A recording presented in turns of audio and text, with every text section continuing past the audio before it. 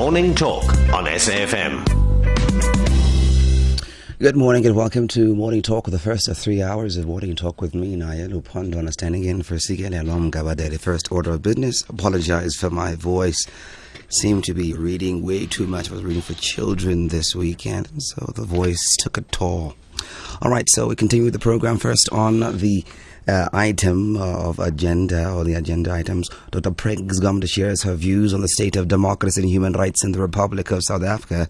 18 years later, how are we progressing in the field of human rights? And how many South Africans, young and old, are actually aware of their rights? Dr. Preggs Governor is the Deputy Chairperson of the South African Human Rights Commission. She joins us for the full hour. We'll be taking your calls throughout the program and your text messages as well. And then after 10, we'll be talking about the end-year exams and the preparation thereof. As the class of 2012 is getting ready for their final exams, many find themselves in a state of panic. Not only the students, but the learners. Parents of the learners, beg your pardon. And so we'll find out what we can do to prepare and get the young people ready for their exams, especially the matric students. So we'll be talking to Leila Abdul Ghafoor, education psychologist, for the 30 minutes. After that, we'll talk to another psychologist on psychological matters with Hanan Bushkin. How do you know if you're in a codependent relationship? Is it healthy to be in that kind of a relationship? So Hanan gives us some insight, some perspective for the full 30 minutes or so. After 11 on Siki's Corner, once again, we invade that corner, and I join the rest of us who like invading these spaces, talking about the life and exploits of Umama Lillian Dube. Today we celebrate Lillian Dube, one of South Africa's most outstanding and distinguished actresses and comedians. She has been in the entertainment industry for over 20 years, I'm told, and has appeared in television, films, and theatre. Among other awards under her belt is the Star Tonight.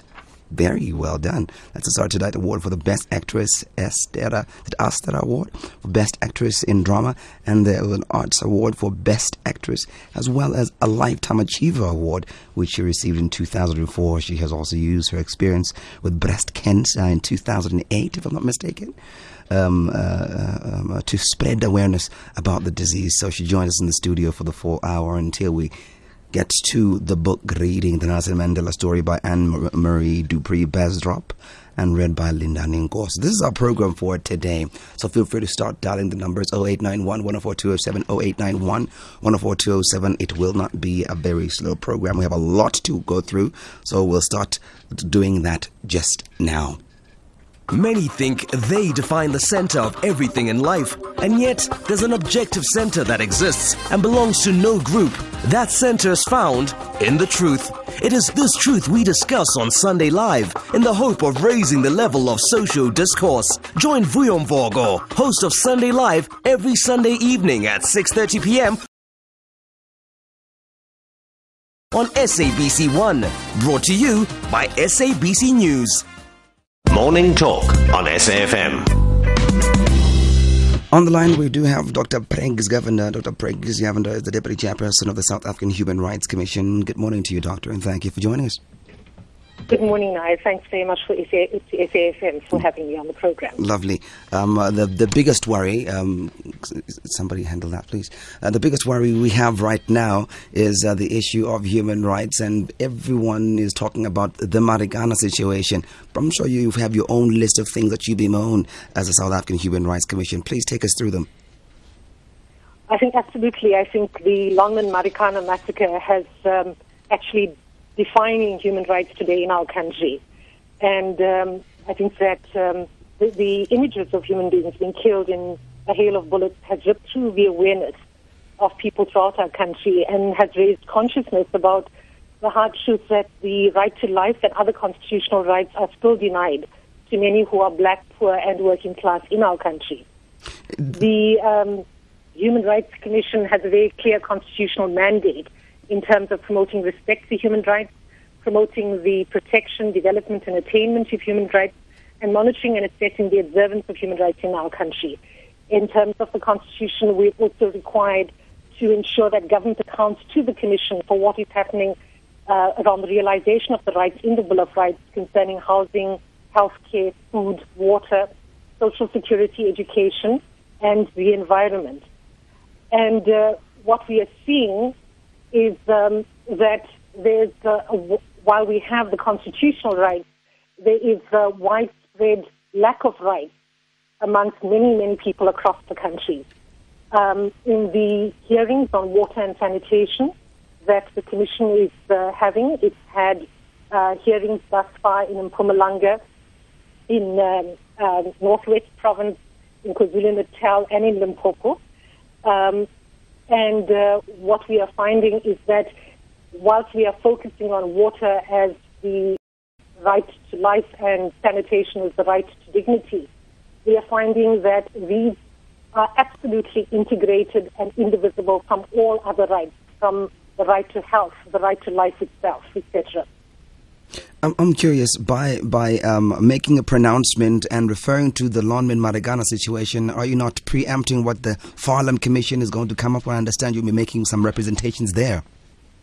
We are making representations to the Farlam Commission as the South African Human Rights Commission, but obviously by making reference to what is happening in Marikana, is not preempting the Farlam Commission. It's stating what everyone across the country has seen and how this has influenced public discourse and understanding of human rights in our country. I think your guest earlier this morning, Mampela Rampela, spoke about, for example, mining being in the operating according to a 19th century framework, although we've got a 21st century constitution. And the need to interrogate that and to understand what the impact of that is for the right to water and the right to life in our country. Let's talk about the 86% of ultra-wealthy people that are said to be a symbol of the vastly disparate Gini coefficient in South Africa. This is according to the Wealth Insights 2012 study, as you have said in your speech. Yes, I think that the Wealth Insight 2012 study showed that 86% of ultra-wealthy or high-net-worth individuals are previously advantaged white South Africans. And what that figure points to is to also understand poverty, because we cannot talk about poverty without understanding wealth and understanding how that wealth is often created at the expense of creating further unemployment and further poverty. And so I think it's really important to look at that statistic in terms of understanding both the reality that exists in our country, but also the kinds of solutions that are required. So, for example, in terms of water, the Constitution clearly talks about water as a right, as a human right, but often economic policy talks about water as a commodity, as something that is there for profit. And so the contradiction between that is one that has to be resolved if we're able to address the right to water. So, for example, the UN independent expert on the issue of human rights in relation to safe drinking water and sanitation, her research shows that, and I'm quoting from her report, that there is sufficient water to satisfy the needs covered by the right to water in virtually all countries of the world. It's much more a question of equitable distribution. On average, overall household water use accounts for less than 10% of total water use, while industry and agriculture are the largest water users. And I'm quoting directly from her report. Fair enough. Without downplaying the plight of the disadvantaged, but are you not vilifying the wealthy by citing their wealth and their ultra wealth as a human rights issue? No, I think vilification is not a very useful thing. I think that it's really to understand the structural causes of poverty is extremely important. I think that the issue of the social engineering of apartheid, together with the global economic policies, that are really important factors in understanding the problems associated with poverty. So, for example, the issue of the ability of business to shape policy priorities is one that has to be interrogated. The arms deal was a very graphically illustrated that, so that even though we knew as a country that our priorities should have been to address poverty and inequality, we spent huge sums of money, billions of rands, on buying submarines and warcraft, which those countries which were selling those equipment to us knew that post-apartheid our priority needed to be addressing poverty and inequality. And those who colluded from government in that arms deal knew that that priority had to be addressed and was not being addressed by redirecting our policy and our resources towards such an arms deal. Granted, the issue of landlessness and the lack of participation in the mineral and natural resources of population of the Republic is a result of apartheid. But 18 years down the line, can we still say apartheid is responsible for South Africans not participating in land restitution and the minerals and so forth? As I said, I think it's a combination of factors. I think the issue of our policy priorities as a country, the issue of corruption that has been focused on in the earlier discussion today, are very critical factors. The issue of our trade and economic policy choices are ones which we need to engage in discussing. I think that the fact that Lonmin Marikana raises the question both for the mining industry itself as well as government, that mining cannot continue operating in frameworks that, as Mamphela Ramphele said earlier this morning, in a 19th century framework. It has to actually understand the reality it's working in terms of. And so the question of mining companies who externalize their costs, for example, in relation to water, as the especially Independent Rapporteur's report actually refers to, that majority of water is used by industry and agriculture. And the question of responsibility for how they pay for that water, as well as how they pollute that water, are critical factors. You also cited the issue of single-sex hostels, which contributed to or still contribute to the destruction of family systems and the facilitating of rapid spread of HIV. This I'm reading from your speech. Please explain how that can be combated and how that has not been done 18 years down after democracy. I think that there are a number of factors there. I think one of the key things was one of the reasons on which I resigned as a Member of Parliament around HIV and AIDS and our policy around that as a government. But it was in relation to the responsibility for business which had the single-sex hospital systems, housing, which continues to exist and continues across our country for many mining companies, which have not transformed that housing. The reality is that those single-sex hospitals are not conducive to family life, do not allow for family life. And the spread of HIV and AIDS has been facilitated by that kind of approach to housing. And the migrant labor system in terms of the former homelands is one which the mining companies benefited from during apartheid and had a responsibility to address in terms of using their profits to change that, those factors, those conditions under which they made their profits. All right. And so I think it's both a factor of how government, South Africa's government, actually failed in its responsibility in terms of its own HIV and AIDS policy, both in terms of prevention and treatment, but also in terms of how business, which benefited from the single-sex hospitals and the homeland system, actually has not done enough to transform that. All right.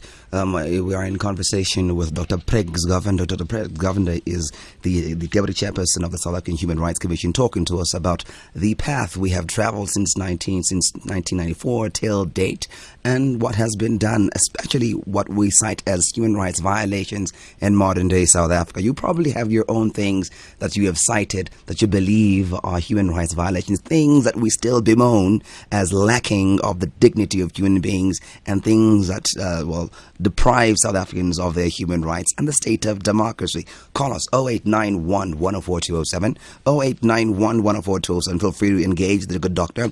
She's here with us until 10 o'clock. We'll take the calls. First, we go to Mayfair. Faisal, good morning.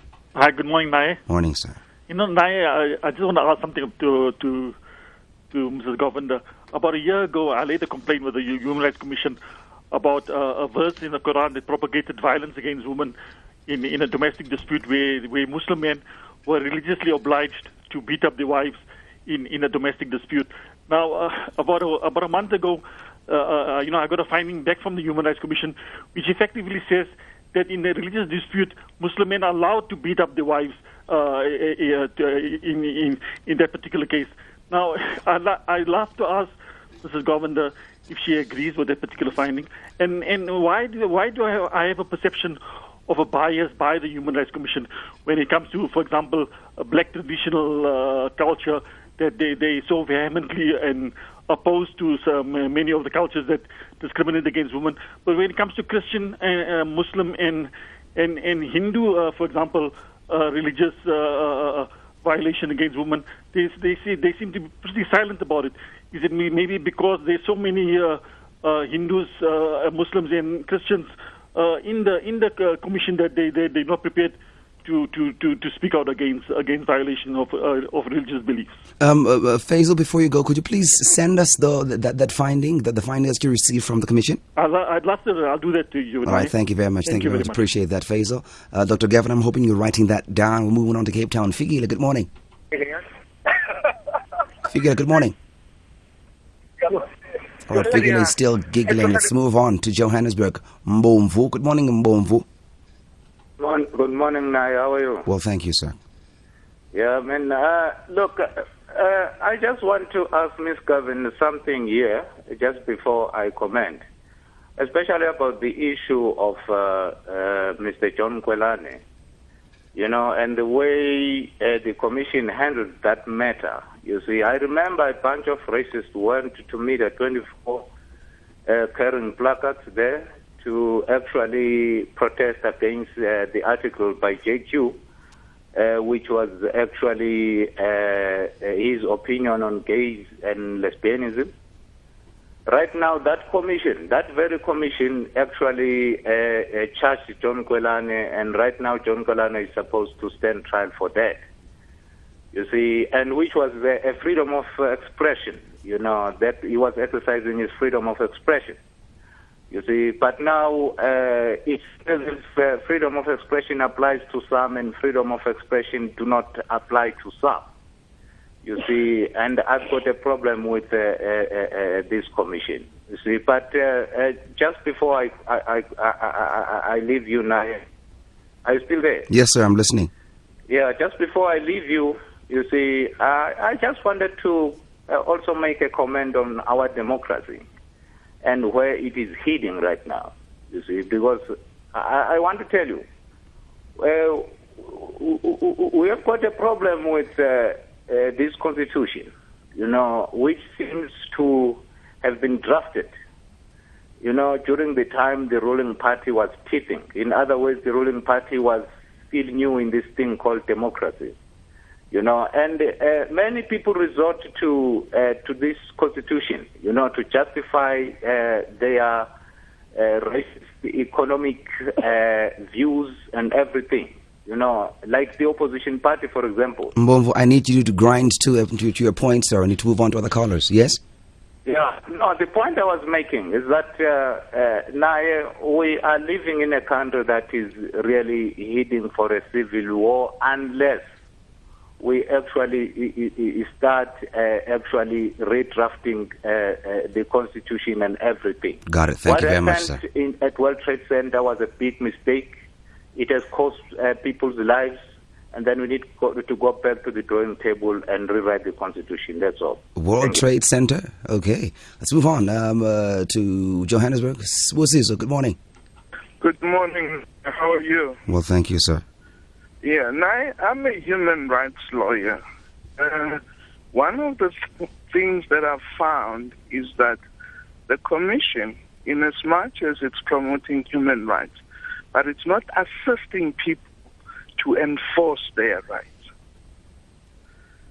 And I want to know why is it like that? I mean, because it doesn't help to teach people about human rights, raise awareness, but when they want to go to courts to enforce the human rights, they are not assisted. Thank you. Now. What kind of assistance would you like, Moses? Well, for them to access justice, they will require access to legal services. For instance, if one wants to enforce a right to water, they'll have to go to court, to the Constitutional Court, and they don't have the means to do that. And there are few organizations that are providing that type of assistance, and the Commission is not doing that. But there is a public protector there, Moses. Yeah, but the public protector can do so much. Okay. Remember, the custodian of our Constitution is the Constitutional Court. All right. Thank you very much, Moses. I hear you. We'll have the good doctor responding to that. Let's take more calls for the good doctor. Let's move to Durban. Gerald, good morning. Gerald, are you there? It's on conditions in the mining industry. The government with their alliance partner COSATU have had 18 years to put in place minimum wages and working conditions that would be acceptable to all South Africans. They've made great strides in improving mine safety, but they've done little about the minimum wage. 12,500 rand was what was to be considered a fair wage. We could have had that in place without all the drama we're having now. Then secondly, I just want to talk about the rights of Julius Malema. Julius Malema's rights at the moment are being eroded, and there are many South Africans that are sitting by and watching this. I mean, his right to freedom of speech, his right to freedom of movement. He's probably, without a doubt, undergoing some sort of political prosecution. SARS are putting his information in the public domain. And the thing is that our rights are going with his rights, because what we are moving to is a police state. And I mean, a clear example of this is the spokesman from the Department of Works threatening to prosecute people about information that is being leaked about the president's house. That information needs to be in the public domain, because what the president is dealing with is taxpayers' money. And then to threaten people with some sort of prosecution and whatever, because the information is in the public domain, is an erosion of our rights as taxpayers to know where our money is going. All right. Thank you very much. Just before you leave, Gerald, when you say Julius Malema's rights of movement and speech are not afforded for him, what do you mean? Gerald? Gerald is gone. All right, let's move on. Take our final caller for now. Mark in Cape Town, good morning. Morning, Naye. Look, I believe that the biggest problem, not only in South Africa but throughout the world, is this whole ephemeral idea of human rights. The question is, where do those rights come from? Who confers those rights? Because unless the value of human life is absolutely and eternally established, and that can only come from something outside of ourselves, in other words, from an eternal absolute God, then it means nothing. And we live in a world where these rights are now, these so-called rights are established by governments or by some kind of electoral elite, and it's just smoke and mirrors. Because, let's use an example of, even under the evils of apartheid, black babies, unborn babies, were protected. We now have a government that somebody decided that black babies no longer have rights, or babies in general don't have rights, and today hundreds of thousands of unborn black babies are being murdered. And so we shouldn't be surprised. What are you talking about, Mark? Sorry? When you say black babies are being murdered, what are you referring to? I'm talking about abortion, unborn black babies and white babies, but overwhelmingly black babies. Somebody decided that the unborn no longer have intrinsic value, and we start murdering these mainly black babies. And then we're surprised when policemen are brutally murdered, when policemen themselves seemingly disregard human life and because we have this very, very vague basis for life, All right. for the value of life. We've forgotten where those rights come from, and it can only come from an eternal God who's revealed himself in the Bible, the Christian Bible. But the Constitution recognizes those rights. It doesn't bestow or confer those rights. Who decides what those rights are? And you know, the Bible says that man is made in the image of God, that the value of life is innate and absolute. But some elites, governments around the world, especially Western governments, decide on a certain category of life that it doesn't have that value, and in this instance we're talking about the life of the unborn. Okay. Whereas, you know, in other societies, in the previous society, a government decided that maybe black life was of less value than white life. In Germany, that Jewish life was of less value than, and that is the whole problem. Unless rights are fixed and absolute and regarded as such, I hear you. It's just smoke and mirrors. Right. And you know, they are what whoever the elite are decide they are going to be. Got it. Allow me to move on, Mark. Thank you very much. Appreciate your point. We'll go to the headlines. We'll come back and have the good doctor respond to all of these after the economic news first. Morning Talk on SAFM. You're listening to Morning Talk until 12 o'clock with me, Nayelo Pondona, standing in for Sikelelo Mgabadele. We'll be reading your text messages. Let's go to the SMSs, 34701. That's your SMS line, 34701. One text message reads, the HRC has read the Quran verse referred to by Faisal from Mayfair in its proper context, meaning not in the skewed manner Faisal interprets it in. That's Joe in Durban. All right, Faisal from Mayfair repeatedly misrepresents the Quran to further his rabid Islamophobic campaign. The HRC has seen through his misrepresentations and plus vitriol. That's Smo in Pietermaritzburg. What are you doing to ensure that government departments employ at least 2% of people with disabilities? That's Lucky Masakeng in Limpopo. Another one says, I approached the Human Rights Commission for help against major cases of corruption but received no response. If I write to Ms. Governor, will I get help? Another one says, Dr. Rampele, I wish... Okay, that one is for Dr. Rampele. She is not here. Dr. Governor, you've got 5 people calling in. Would you like to respond? Yes, thanks very much. There's quite a number of different questions that have been raised. I'll start with the last one, which is around the value of life and the issue of that this can only happen within a religious framework of a belief in God, or otherwise it means nothing. I'm not sure if I heard the question correctly. No, he was saying that abortion, by virtue of it being allowed in South Africa, is the Commission allowing the murder of children before they are born. Okay, but he put that in the context of the value of human life. He predicated that on the Christian Bible, saying the Christian Bible affords everyone human life, born or unborn, the right to life. And the South African government, and as backed by the Human Rights Commission, is allowing that right to be denigrated. Okay, great. Just in terms of that, I think the Abortion Act, just to clarify, the first Abortion Act was actually passed in 1973. During apartheid, making abortion legal in our country. The problems with that Abortion Act was that, so in terms of what is being said by your listener, it actually, the Abortion Act was passed in 1973, the first Abortion Act.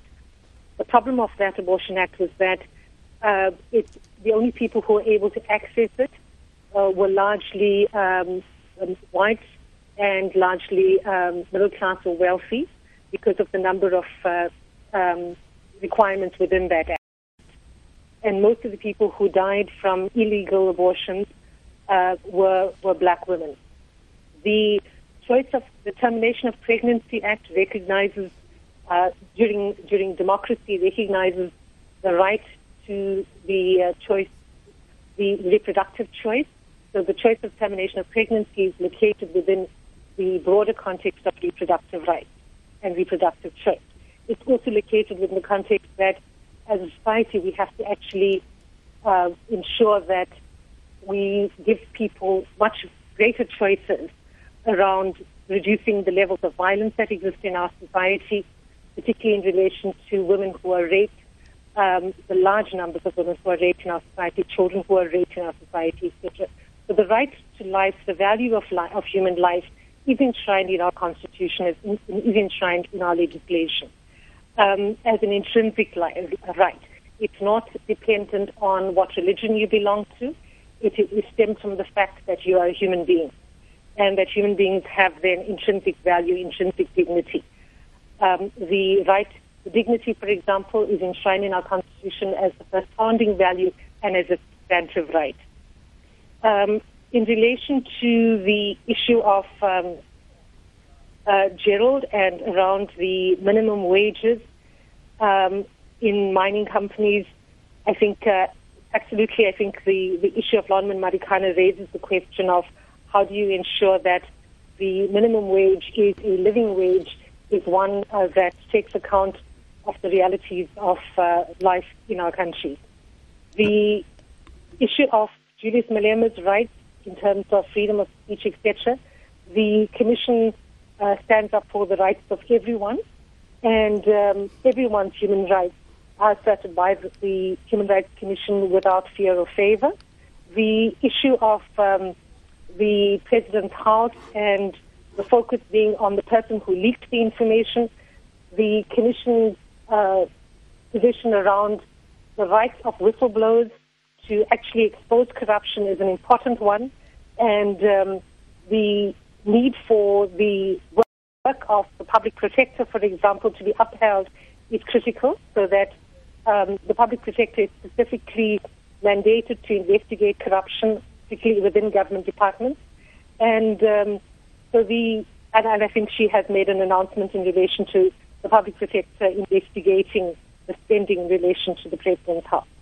In relation to the question of the human rights lawyer not assisting people in enforcing their rights, the number of cases in which the Commission has actually done that, and in terms of particularly taking cases to court, and the one that obviously is a high-profile one that many would have heard about was in the Free State, where the Commission supported the workers that had been denigrated in the incident where the students made a racist video.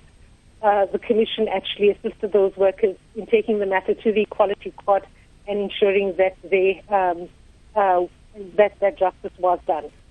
In relation to the question of John Kwelane and the issue of homosexuality, Mbovu's question, I think and the question of that some people have rights and others don't, and the problems with our Constitution, I think that there's a very dangerous trend to call for the Constitution to be redrafted, particularly in relation to that rights are equal and apply to everyone in our Constitution, regardless of gender, sexual orientation, race, etc., etc., and that what we are seeing across the country where people are being killed because of their sexual orientation raises the question of hate speech that against homosexuality is seen in a very serious light, both by the Commission as well as the Equality Court that had ruled in this matter. The killings even a week ago of a young woman in Soweto and her mum saying that she thinks she was killed because she was lesbian. It's the context in which these things must be seen. And it's the context in which the redrafting of the Constitution or the calls for redrafting the Constitution, particularly around sexual orientation, must be opposed. In relation to Faisal's question around the Commission's findings, I think that there's a broader debate around human rights and religion which needs to be engaged in across all religions and traditions, and how religious texts, whether these are Christian, Muslim, Hindu, Jewish, etc., either uphold or violate or are used to condone human rights violations, particularly often in regard to women and children. So I think that there's a broader debate that needs to be engaged in, which the Commission is actually discussing at present. All right. We are talking to Dr. Preggs Governor, Deputy Chairperson of the South African Human Rights Commission. And could I also just could I just raise one question in relation to I'll give you an opportunity to talk more, Doctor. I just need to take a break. We'll come back and give you an opportunity to take some calls. Phil, I can see you. Peter, I can see you. Let's take a break first. The lure of the big game, the adoration of millions, a household name, Tso, Benedict Tso Vilakazi, Little Napoleon, from Deep Kloof, Soweto to international soccer stardom, dribbling past many in the field and scoring even more off the pitch. All eyes were on him. He had it all. But when the whistle blew, his 90 minutes was up and there was no extra time. These are the real-life stories of people who had it all and lost it overnight. I Had It All, a 5-part documentary series, Thursdays 10 p.m. on SABC2.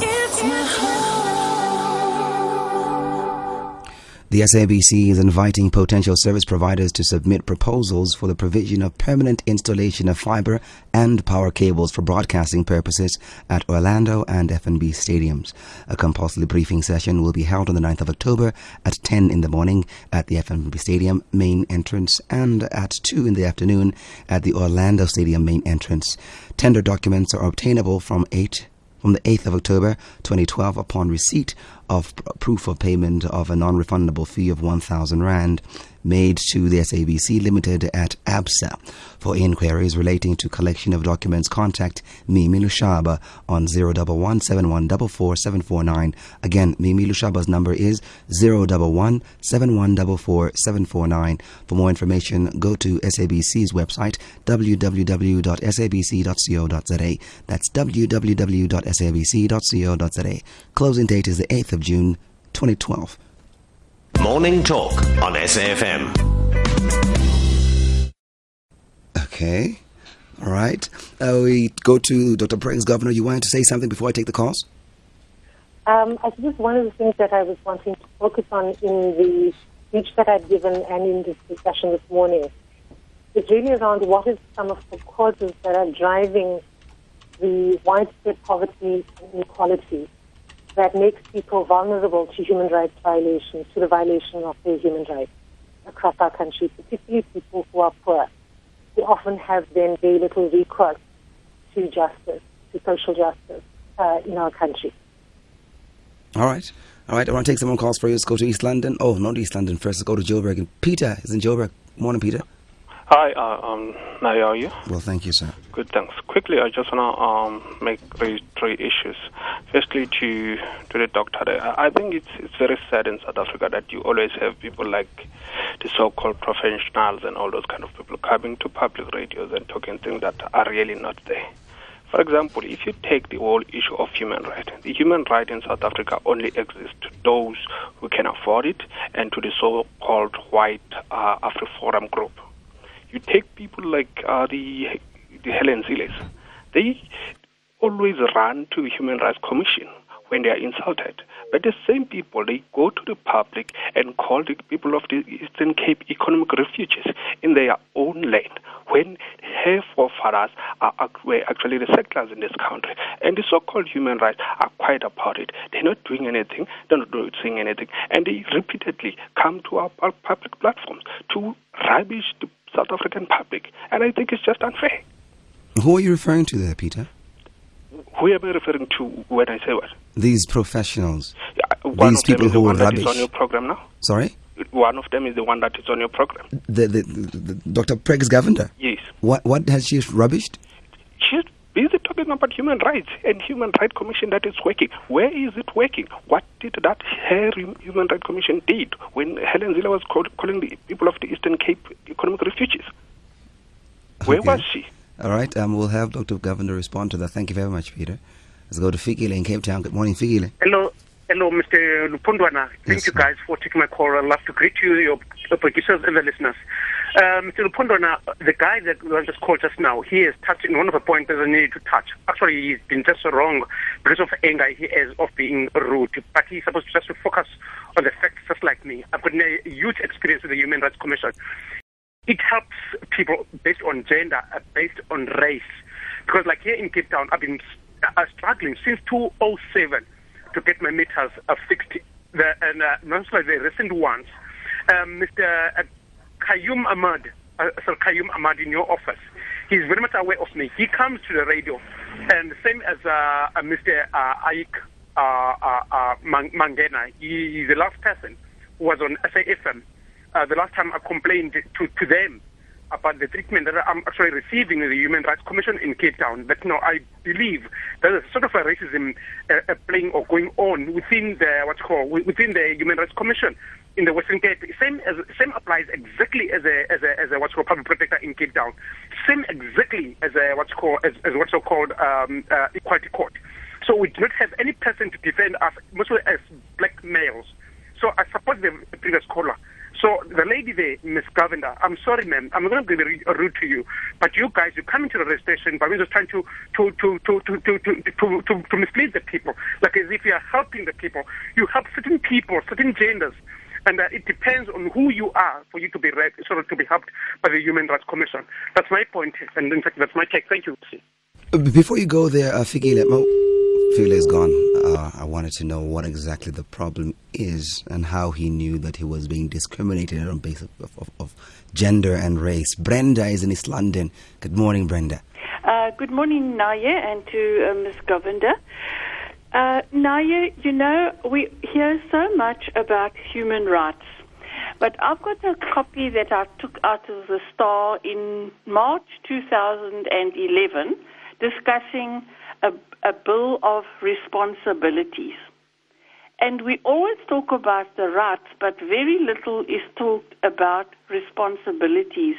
And responsibilities are what we need to do as individuals and groups and communities to contribute to the building up of a society that is equitable and just and respects each other, etc., etc. I don't know, I'd like to hear what Ms. Govinda has to say about that, because I've seen very little. I mean, I don't read every paper in the country, but I listen to the radio regularly, and I hardly ever hear discussion on our responsibilities that go with our rights. All right, thank you very much, Brenda. Dr. Govender, you've got three callers, Peter, Fikile, and Brenda. Go.